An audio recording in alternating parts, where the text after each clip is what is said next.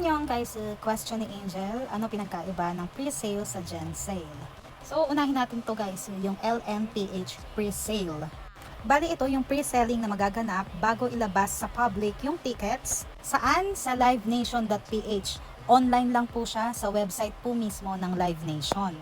Kailan? October 10, 10 a.m. to 11:59 p.m. Pero bilang lang po yung tickets na ilalabas nila for pre-selling.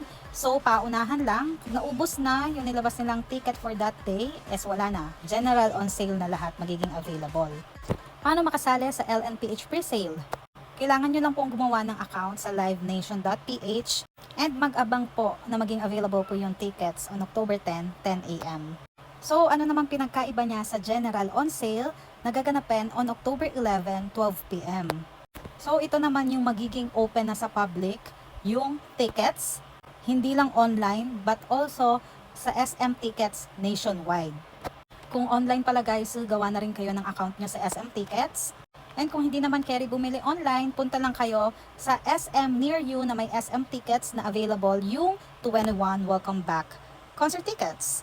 So yeah, ayun lang guys. Sana nakatulong to lalo na sa mga kagaya ng Angel na first time bibili ng tickets sa Live Nation or makaka-encounter ng pre-selling sa Live Nation.